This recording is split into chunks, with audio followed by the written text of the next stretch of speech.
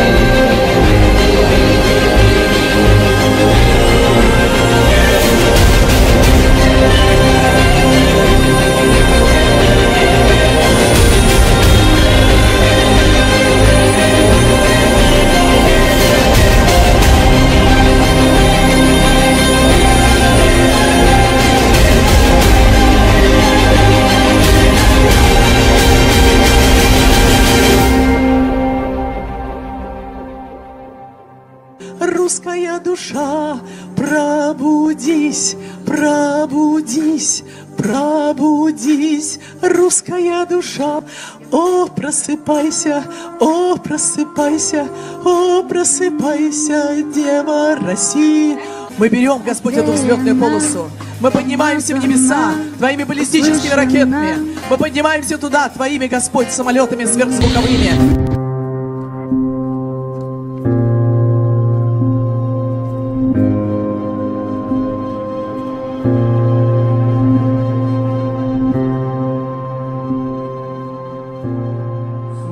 Дай нам сьогодні і прости нам провини наші, як і ми прощаємо винуватцям нашим, і не введи нас у спокусу, але визволи нас від лукавого.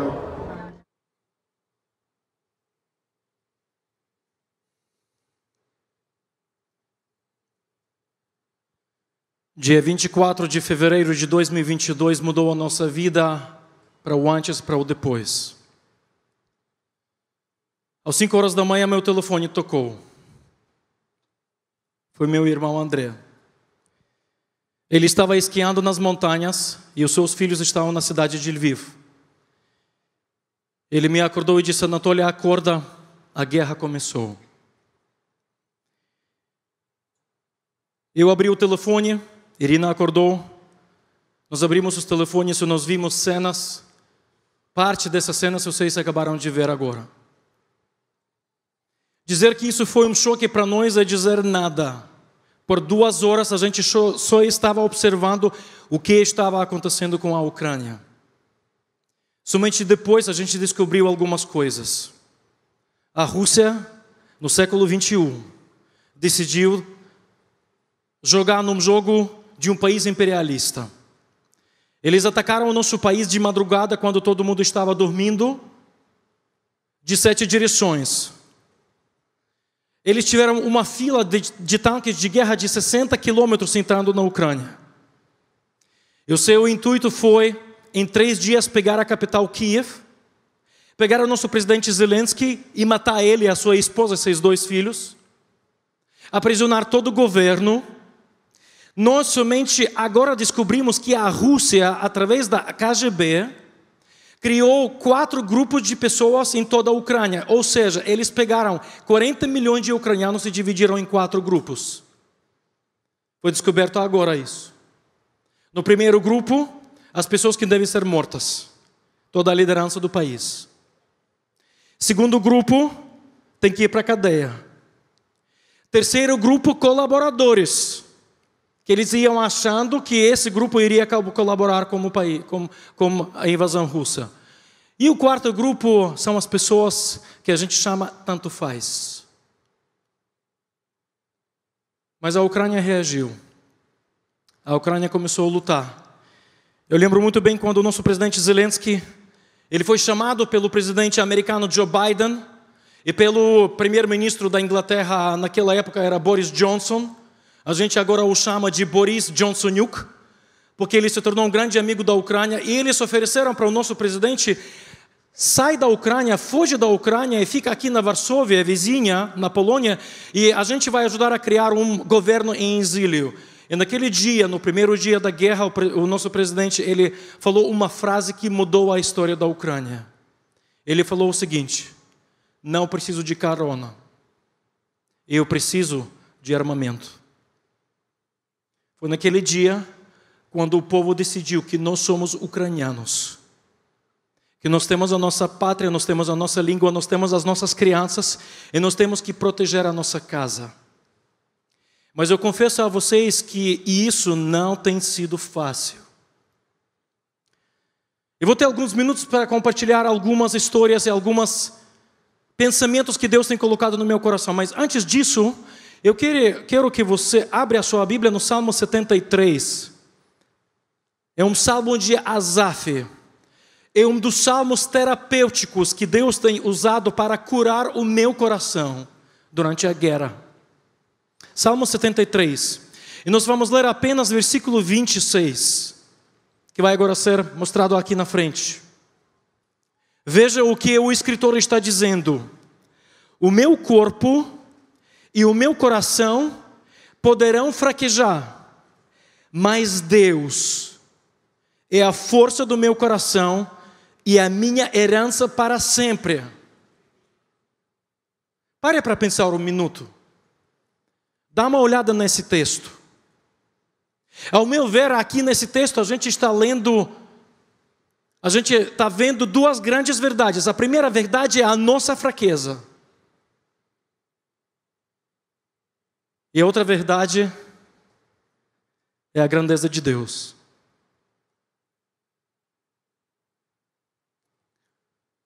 Primeiros 3 dias,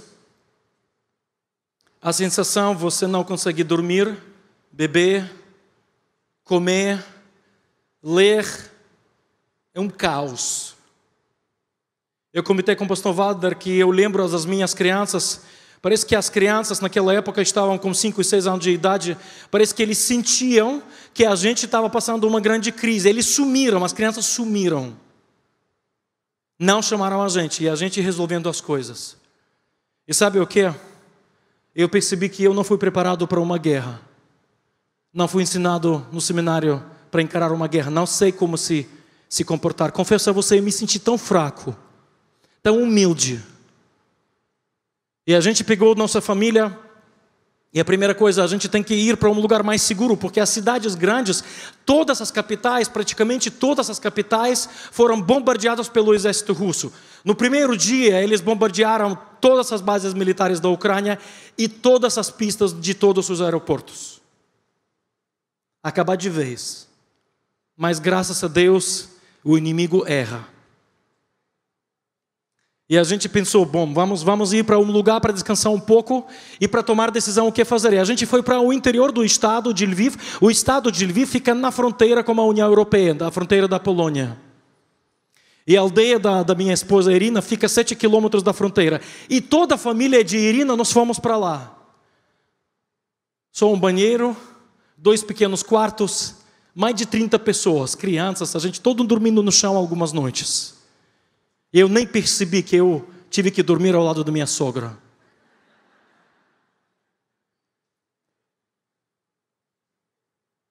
Tem sogra de Vitália aqui. É gente boa ela também. Tem essas piadas aqui no Brasil sobre as sogras? Não tem, pastor, né? Olha, até no meio da guerra a gente pensa na sogra. Mas foi um momento quando a gente teve que tomar uma decisão. Fazer o quê? Lubomir Matveev e Natasha estavam na capital. Eles tomaram uma decisão de ficar. E parece que Deus os chamou para ficar ali onde estava. Mas Deus nos chamou para sair da Ucrânia.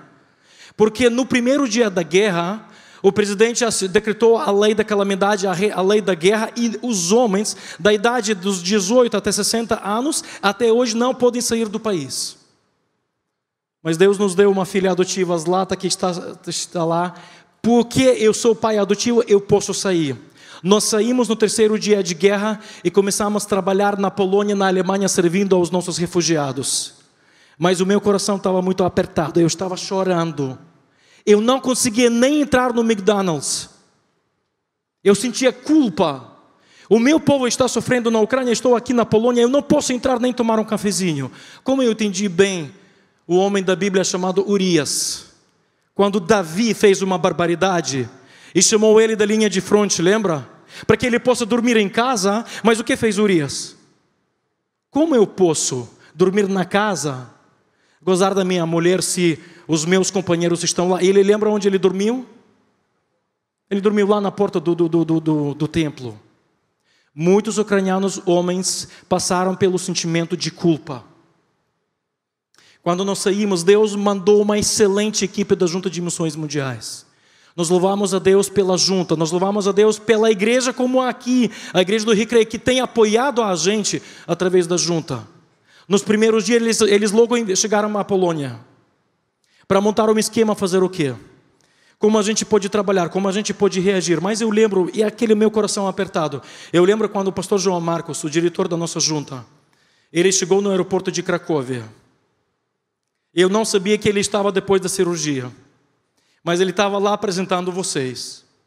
E quando eu vi ele saindo do portão de embarque, e ele com aquele jeitão dele, eu tenho certeza que ele já pregou aqui, pastor, né?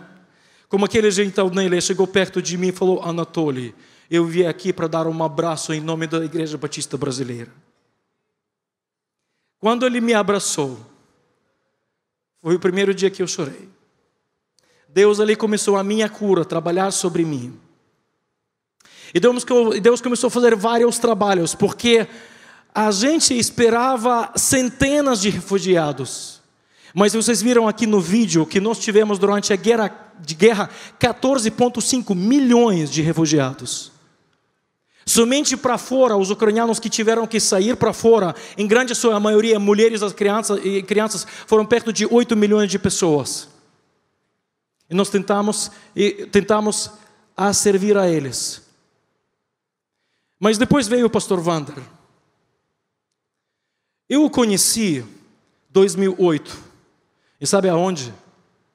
Na Rússia.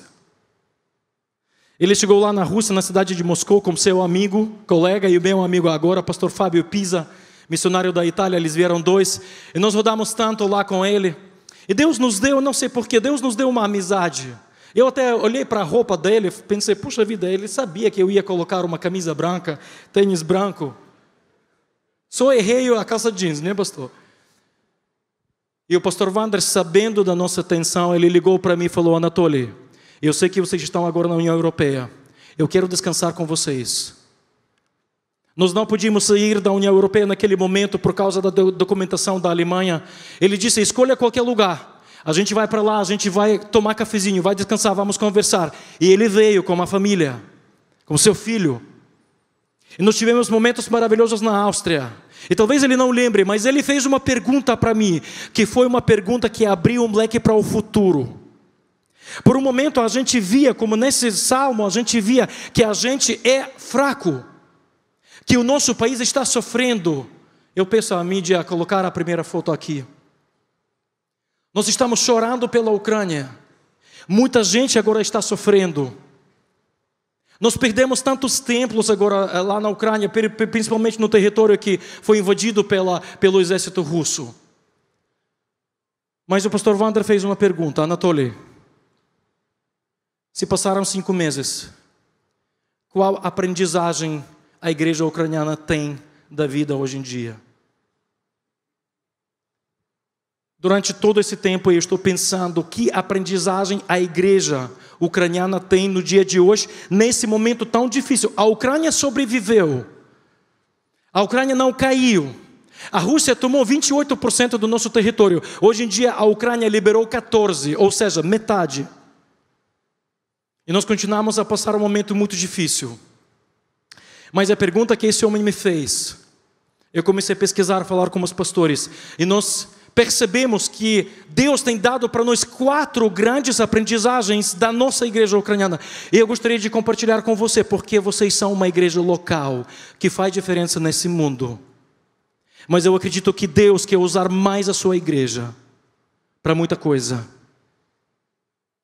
A gente aprendeu na guerra que para poder servir tem que descer do púlpito. É impossível servir ao outro sem descer do púlpito. Talvez por causa disso, simbolicamente, ninguém usa na Ucrânia hoje gravata. Pastor sabe, lembra, pastor Wander? Na Ucrânia, na Rússia, sempre a gente estava todo empacotado. O nosso presidente foi o primeiro que tirou gravata. Ele quebrou todos os protocolos de diplomacia. Até hoje, ele não usa gravata. Não é momento de usar a gravata. Nós perdemos as nossas casas, não tinha mais nossas casas. Quem ligava para nós: olha, precisamos dormir uma noite, tem lugar? Olha, não tem, mas já tem 20 pessoas em casa, pode vir. Nós perdemos os nossos carros, a gente não tinha mais nosso carro. Eu, nos primeiros 3 meses da guerra, eu fiz 40 mil quilômetros no meu carro. E é assim todo mundo. Primeira coisa que a gente aprendeu: para servir tem que descer do púlpito. Tem que deixar o seu orgulho do lado de fora. Muitas vezes o maior sofrimento que a gente tem dentro das nossas igrejas e dentro das nossas casas é o sentimento de orgulho. Eu sou alguém. Sabe, esse texto que a gente leu, ele mostrou para nós que Deus é alguém. Deus é alguém. E a gente é servo dele.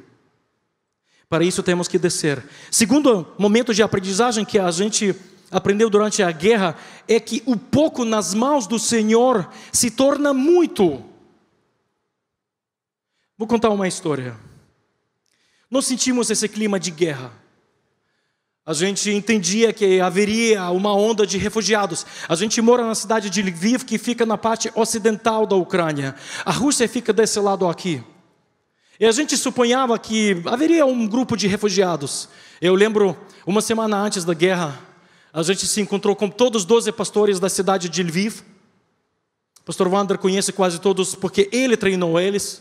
A gente se reuniu numa igreja batista central de Lviv.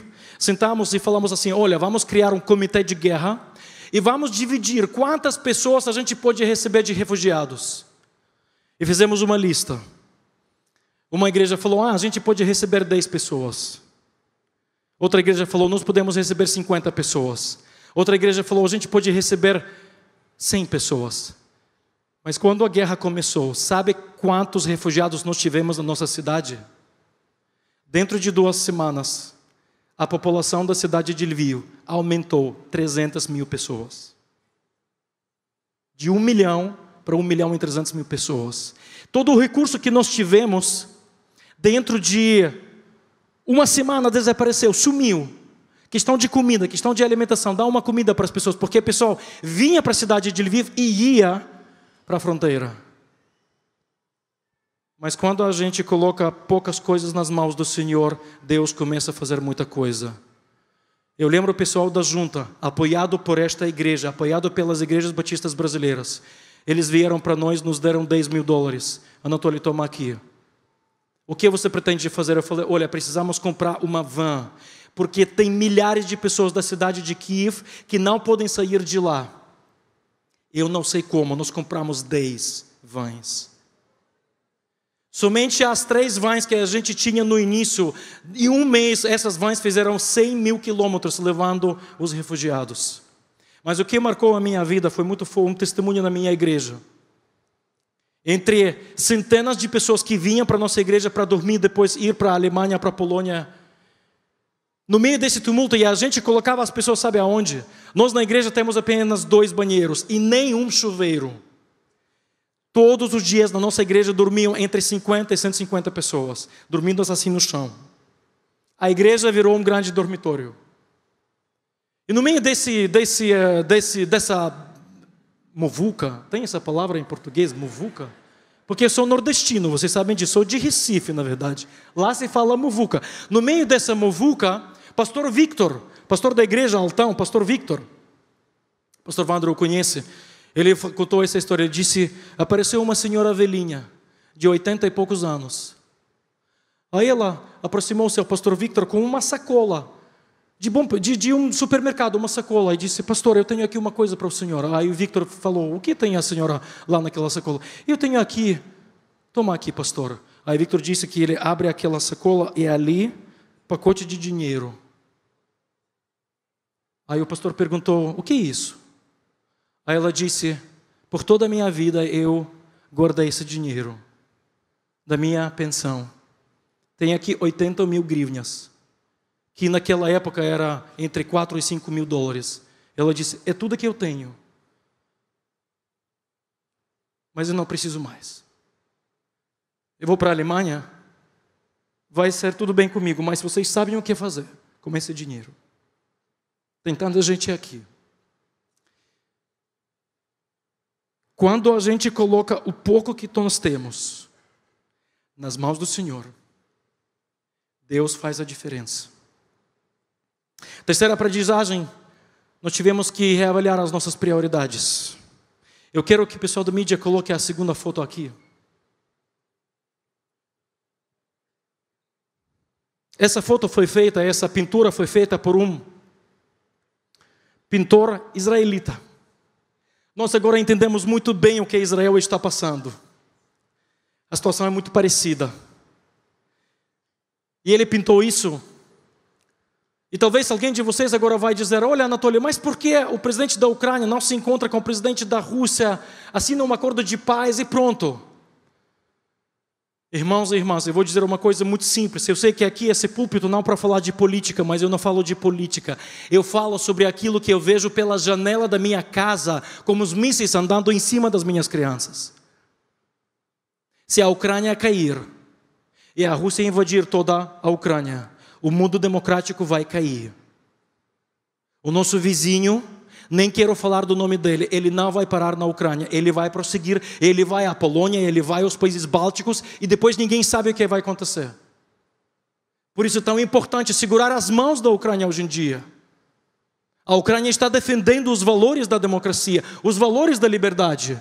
Alguém vai dizer: mas será que é tão ruim viver sobre a ocupação russa? Eu vou dizer para vocês. Vocês sabem o que a primeira coisa fazia os soldados russos como seu governo quando ocupavam uma cidade ucraniana? A primeira coisa, fechava todas as igrejas evangélicas.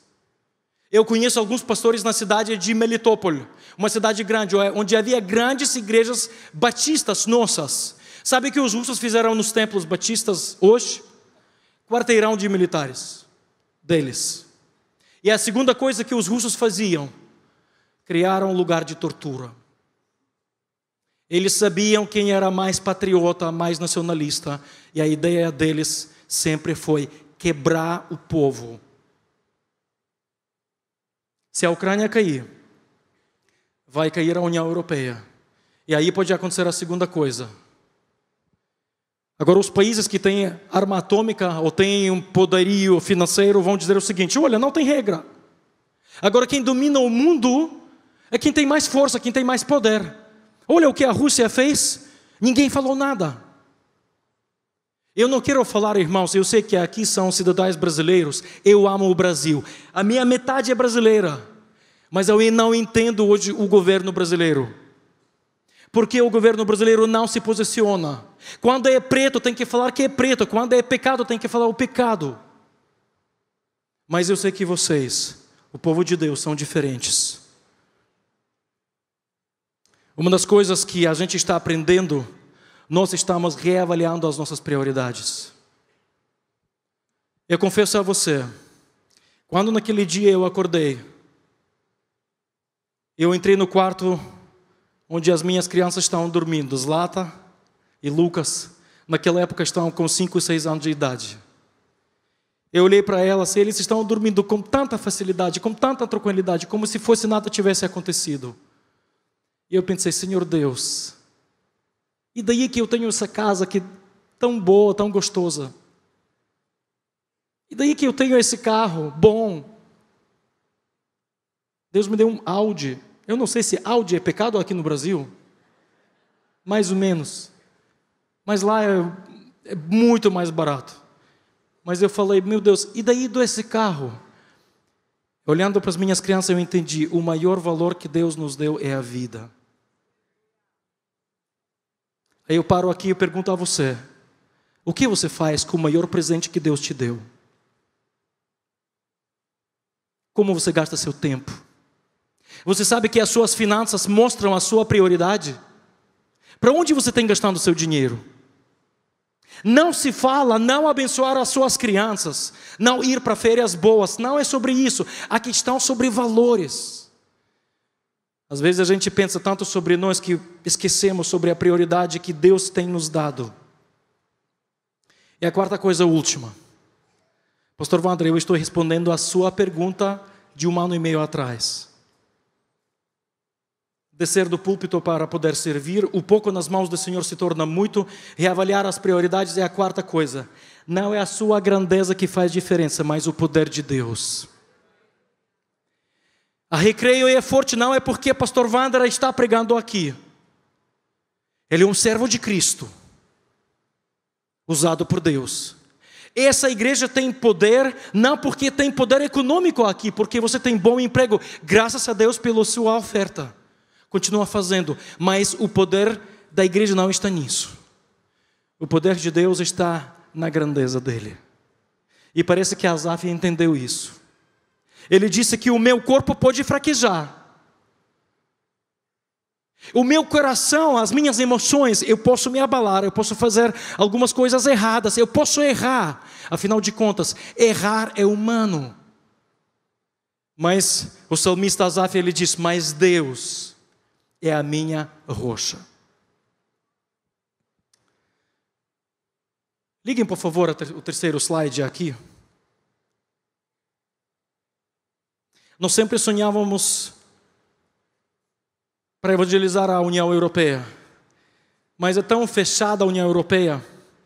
Países ricos, vida boa, carros de qualidade, férias. Veja o que Deus fez. A gente não sabia que Deus usaria a guerra para abençoar a Europa pela vida dos ucranianos. Aqui você vê o mapa. E esses pontinhos que você vê são as igrejas que foram plantadas pelos refugiados ucranianos na Europa. E a maioria está na Alemanha.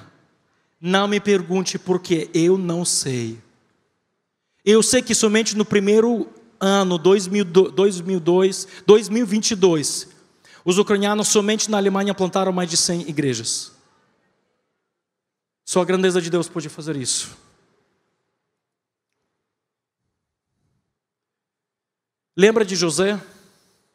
Vendido pelos irmãos à escravidão. Lembra a trajetória dele? Primeiro lá no fundo do buraco. Depois cresceu um pouco. Depois no fundo do buraco. Foi acusado. Depois subiu ao trono do Egito. Ele lembra quando o pai morreu, havia falecido. Ele lembra os irmãos ficaram preocupados. E agora? Será que José agora vai nos exterminar? Mas lembra o que José disse no livro de Gênesis, capítulo 50, o que está escrito lá? Vocês planejaram o mal, mas Deus se transformou o mal no bem. Você acredita nisso? Olha, eu não sei até que horas eu posso pregar. A questão é que o culto das 9 eu tive um limite. Mas agora o pastor Wander disse que não tem limite. E é perigoso falar para um pregador ucraniano perdido aqui. Ele me falou que até 3 horas a gente pode ir sem almoço.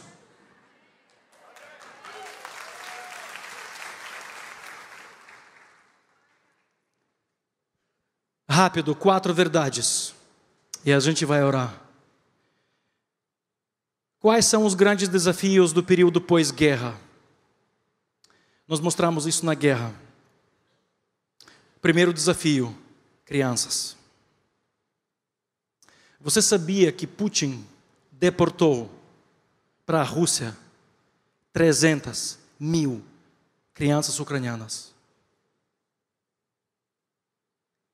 300.000 crianças ucranianas foram deportados pelo Putin à Rússia. E essas crianças agora estão sendo adotadas pelos russos. E por incrível que pareça, a maioria dessas crianças tem pais vivos na Ucrânia. Nós já temos cerca de 35.000 órfãos de guerra. Quando eu estava pregando na Convenção Batista Brasileira em Foz do Iguaçu, em janeiro, eu falei esse dado, muitas pessoas vieram me procurar. Será que é possível adotar uma criança na Ucrânia? Será que um brasileiro pode adotar uma criança de guerra na Ucrânia? Nós estamos pesquisando esse assunto, mas é bastante complicado e difícil. Mas trabalhar com as crianças é um desafio muito grande. Eu louvo a Deus pela visão dessa igreja aqui, porque vocês, por 2 vezes, abençoaram a gente com o pastor Ricardo. E a gente agora o chama Pinudowski. Conhece Ricardo Pinudowski? Eu sei que ele não está aqui, ele vai estar aqui à noite. Mas ele foi enviado por essa igreja e nós louvamos a Deus porque você entendeu essa visão, porque ao lado da nossa equipe da Junta de Missões Mundiais e outros voluntários, nós agora estamos criando várias escolinhas de futebol para trabalhar com as crianças. Crianças precisam de alegria. E a alegria brasileira de futebol é uma maravilha, não é, gente? Só que parece que ontem à noite algumas pessoas passaram por um trauma.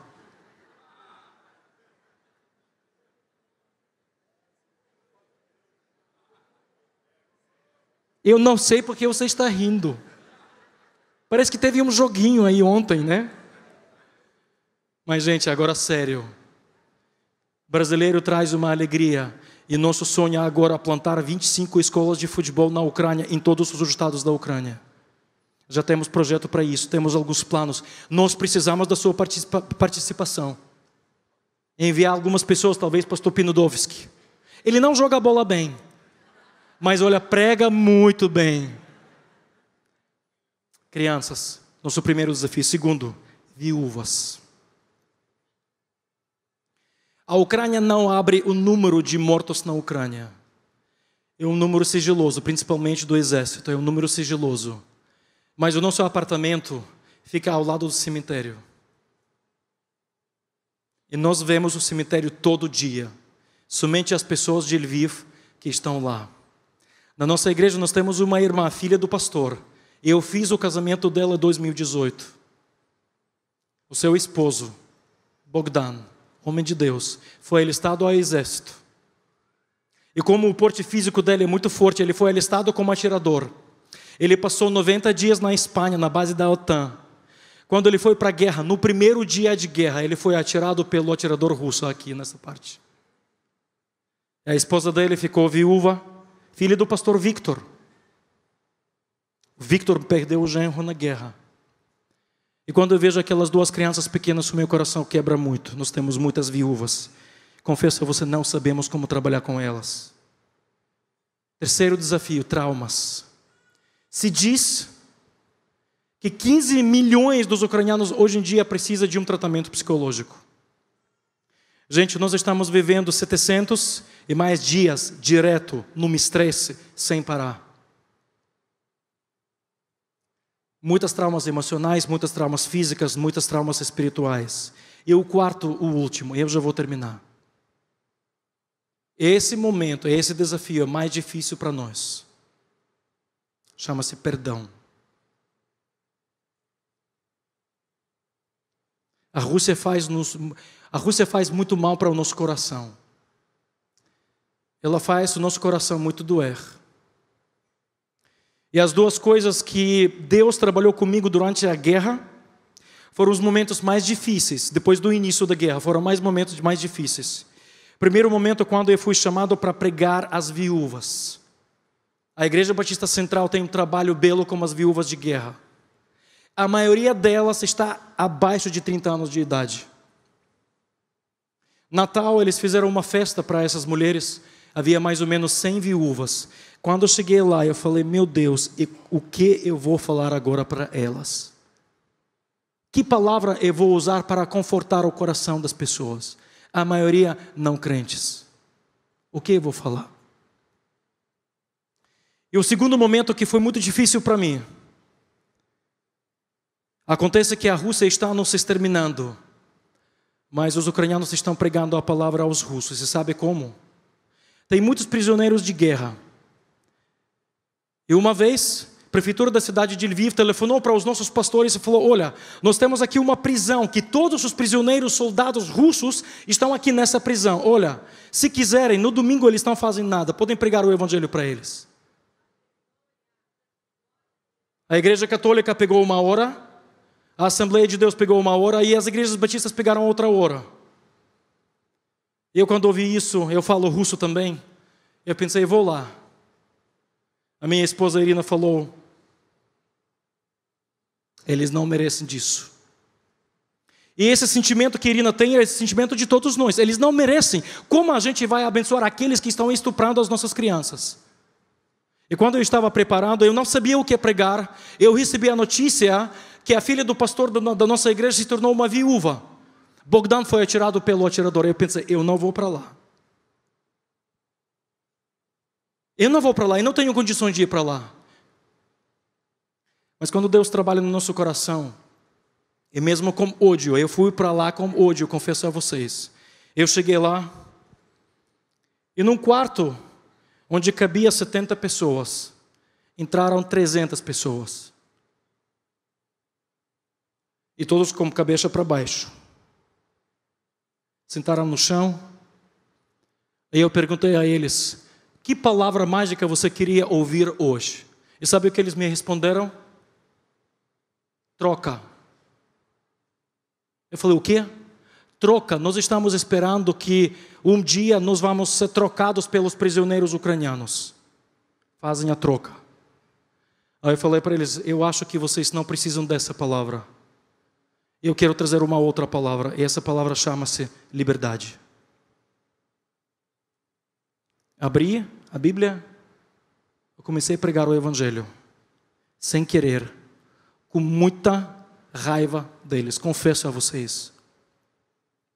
Mas quando eu fiz apelo no final, mais de 16 pessoas se renderam aos pés de Cristo.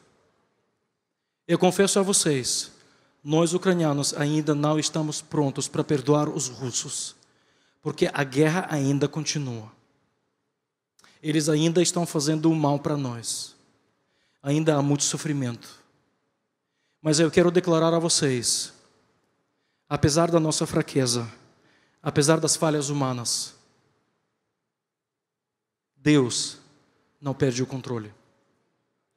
É tão importante se colocar nas mãos do Senhor e fazer a nossa parte.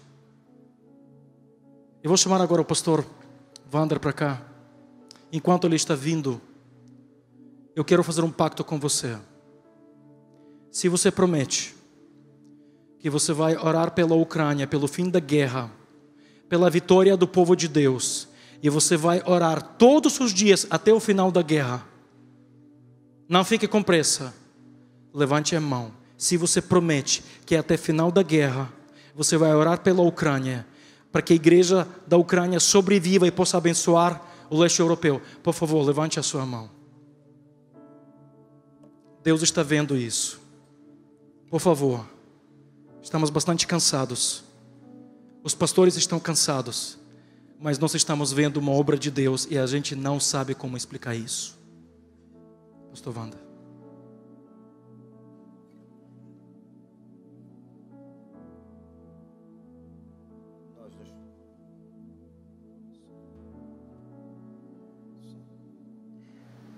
Nós nos conhecemos na Rússia, quando você, ucraniano, liderando aqueles pastores russos, promoveu vários encontros de treinamento para eles. Lembra? Depois de algum tempo nós voltamos à Rússia. Eu havia recebido um convite para ser orador de um congresso missionário. E o que eu vou dizer para você aqui, meu irmão, meu amigo, talvez sirva para todos nós. Já contei essa história, talvez alguns se lembrem. Eu fui para aquela cidade do congresso missionário da Rússia, eu não lembro o nome. Bryansk. Eu disse a você assim: Anatoly, quantos pastores, quantas pessoas vão estar ali, quantos russos? E você, calculamos uns 500 pessoas. Mas quando nós chegamos lá, tinham cerca de 5.000 pessoas. 5.000 russos sentados numa grande lona. As famílias dormiam em barracas, lembra? Havia muita lama, banheiros coletivos. E quando você estava falando da dificuldade humana, da questão do perdão, eu me lembrei daquele homem, aquele presidente da Federação Batista Europeia. Eu havia acabado de pregar, muitos russos se decidiram, inclusive para a obra missionária.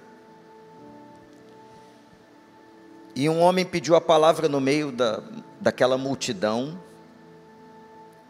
e ele disse: eu quero pedir perdão aos russos.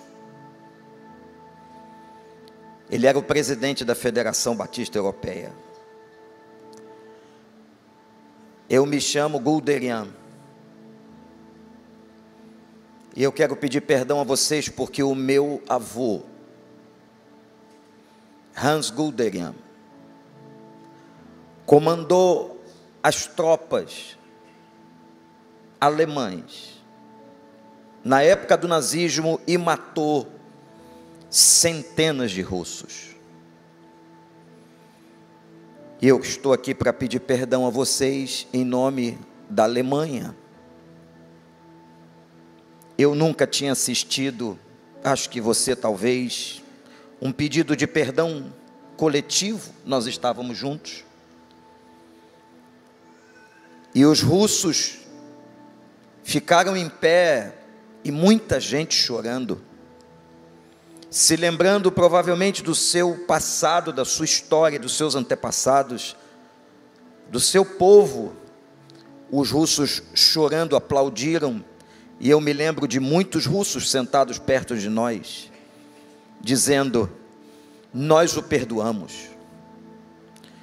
E aquele momento, a liberação de perdão dos russos àquele alemão.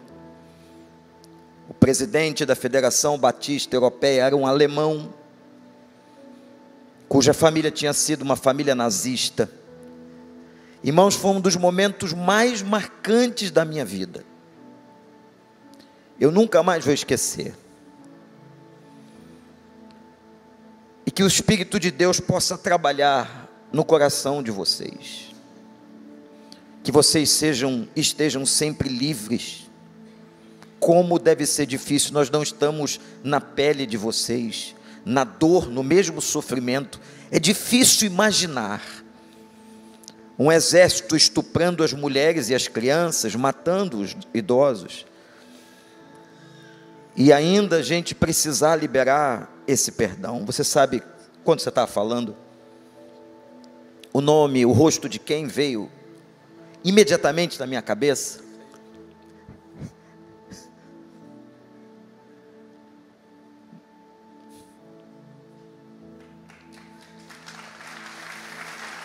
Mikhail era o secretário da junta de missões da Rússia.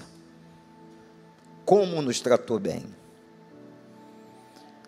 Naquele carro velho dele, a gente andou tantos lugares. Onde está Mikhail? Onde estão aqueles pastores da Rússia que nos abraçavam? Eu cheguei aqui na igreja no Brasil e disse assim: vocês pensam que o russo é duro, é seco? Não, tem muito russo quebrantado, chorão igual a gente. E adoram batata. Como comiam batata? Eu comia batata no café, no almoço, na janta. E eles perguntavam: quer mais batata? Sorvete de batata, né? E tinha sorvete de batata. E não só eles, porque a gente saiu dali, nós entramos lá na Bielorrússia, que hoje é parceira da Rússia na guerra. Cadê aqueles caras? Eles um dia vão voltar.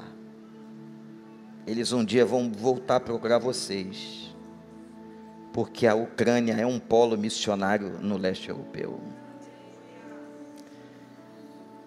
Meu amigo, Deus vai fazer o que a gente não consegue. Eu sou tão fraco quanto você. Que confissão linda você fez aqui, da nossa luta como seres humanos em liberar perdão. Eu também. Mas o Senhor da misericórdia e graça faz o coração ficar livre. E a gente vai conseguir. Deus vai agir de uma forma ou de outra.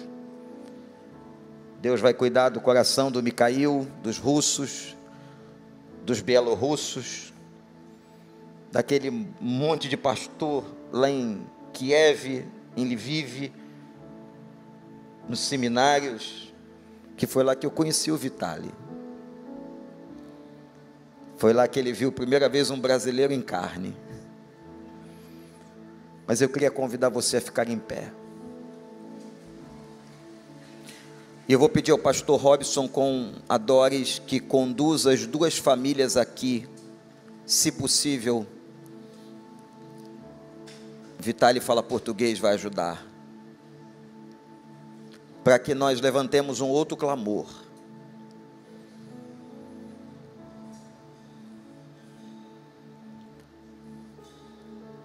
E ele chegou aqui na igreja já querendo marcar uma data para eu voltar para lá.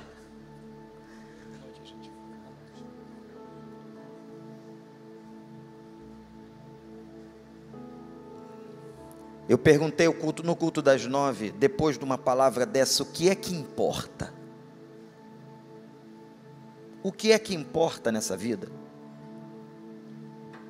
Eu falava com a Anatoly, nós gastamos tanto tempo, tanto dinheiro com bobagem. Nós valorizamos coisas que não têm nenhum valor, até mesmo dentro da igreja evangélica brasileira. Mas quando nós ouvimos o que nós ouvimos hoje, e você sabe por que o Vitali saiu da Ucrânia, não tinha guerra, ele saiu da Ucrânia com guerra e só saiu por causa dela. Essa moça linda que está aqui. Deus é bom. Ele planeja coisas que nós não imaginamos e faz coisas que nós não pensamos.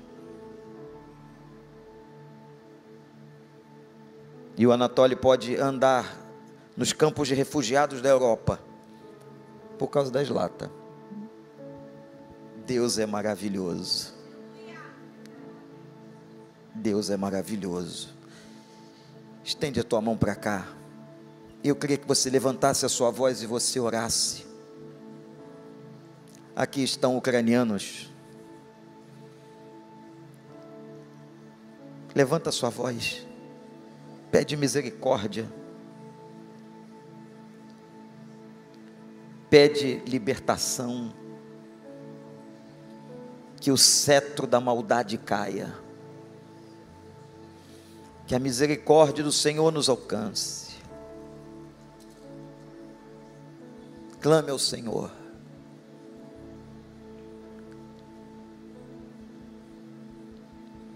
Clame ao Senhor pelas viúvas, como diz a palavra, pelos órfãos, pelos mutilados de guerra. E que nesse momento Deus continue fazendo esse mover maravilhoso de usar a igreja da Ucrânia para pregar o Evangelho, mas que Deus faça cessar o horror. O horror.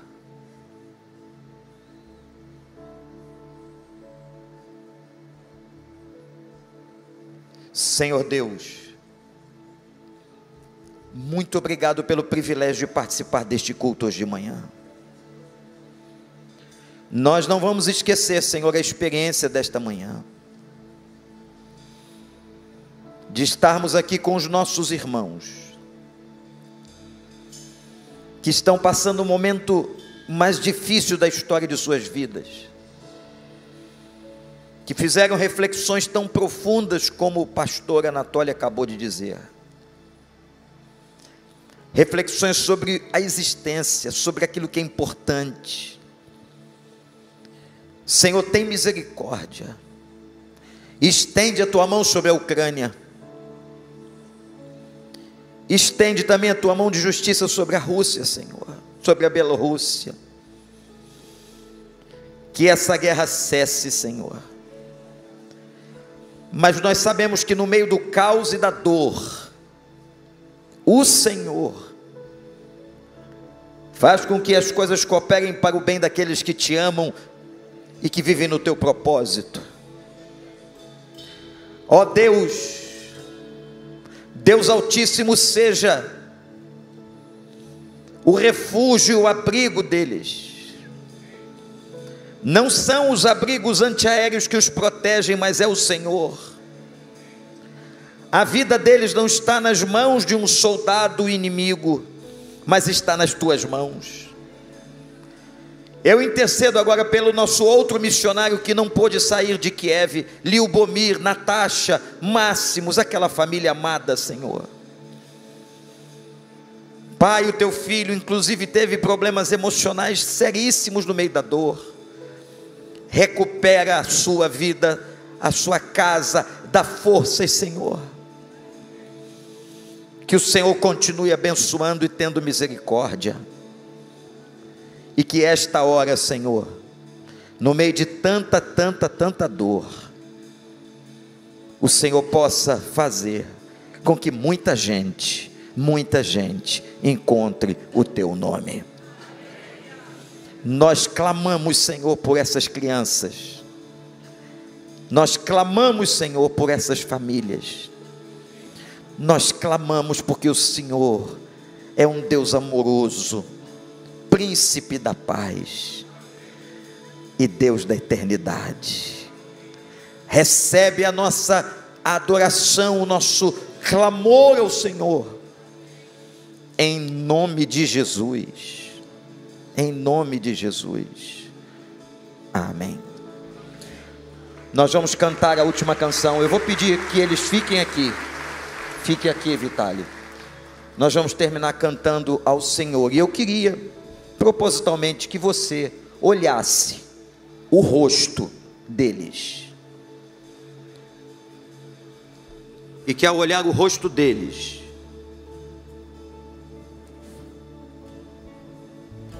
vocês imaginassem que você podia estar nessa situação. Há famílias que não tiveram oportunidade de tirar um documento da sua casa. E que você pensasse o que é que importa nessa vida. O que importa. E que você clamasse por esse rosto ou esses rostos que os seus olhos estão vendo. Em nome de Jesus. Vamos adorar e vamos terminar adorando. Os meus olhos viram a salvação, a luz para o mundo, esperança da terra. Eu não sou mais meu, e eu não não sou mais meu. Cristo, tu és minha porção. Trigo esmagado, vinho novo e o pão. E eu não sou mais meu, e eu não sou mais meu. És a fome que me faz cantar, és a sede que me faz beber, és o nome que escuto ao deitar e o olhar que vejo ao amanhecer.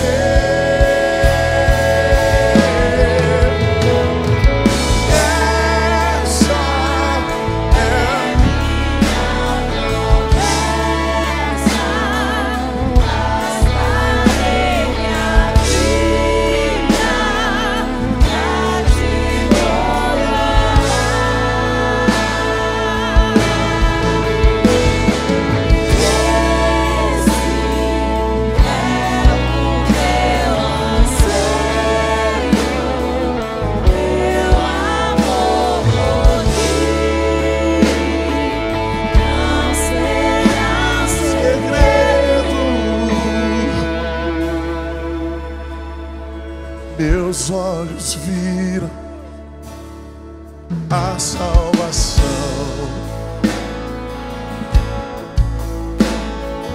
luz para o mundo. Tu és a nossa esperança, Senhor. E eu não sou mais meu, eu não sou mais meu. Cristo, tu és, Cristo, tu és a nossa canção. Trigo esmagado, vinho novo e o pão.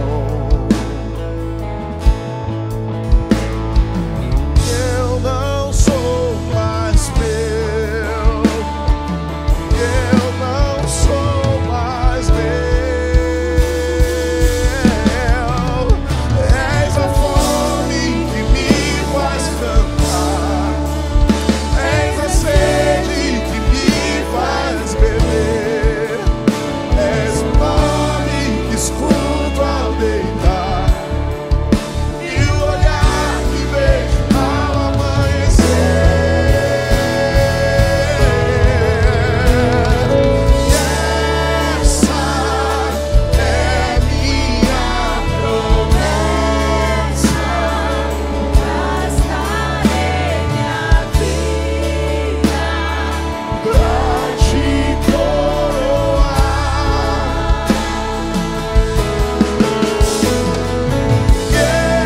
Esse é o meu anseio, meu amor por ti não será um segredo. És a fome que me faz cantar,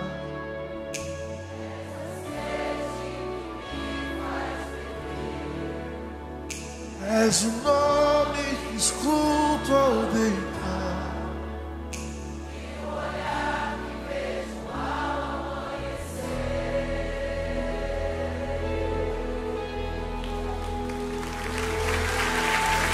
Há muitas maneiras de vocês transmitirem amor e carinho. Se você puder, não vá embora sem dar um abraço. Você pode não falar a língua, mas um abraço comunica. Deus abençoe. Olha, traz gente de noite, porque um testemunho desse quebra qualquer tipo de coração, até daqueles que são incrédulos e ateus. Deus ainda vai nos dar uma noite muito abençoada. Mas não vá embora, se você puder, para dar um abraço neles. Não esqueça que eles são ucranianos, às vezes a cultura é um pouquinho diferente, mas alguns aqui conhecem já a cultura brasileira. Transmite o seu amor, o seu carinho, e que Deus possa estar abençoando muito, muito a todas essas duas famílias lindas e queridas. Amém? Então, enquanto a turma canta, eu vou descer com eles por ali, depois vocês vão dar um abraço, se puderem.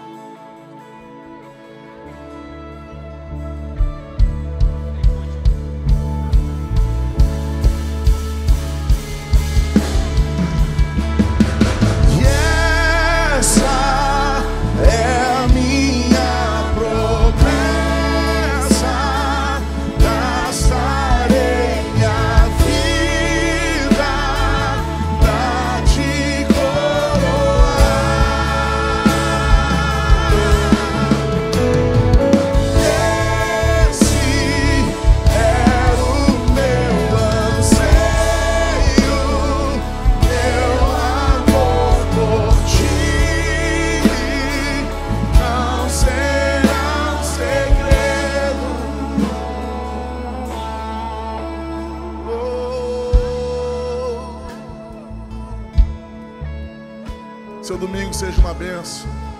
Sua semana seja uma semana de vitória. Deus te abençoe, meus irmãos. Deus te abençoe.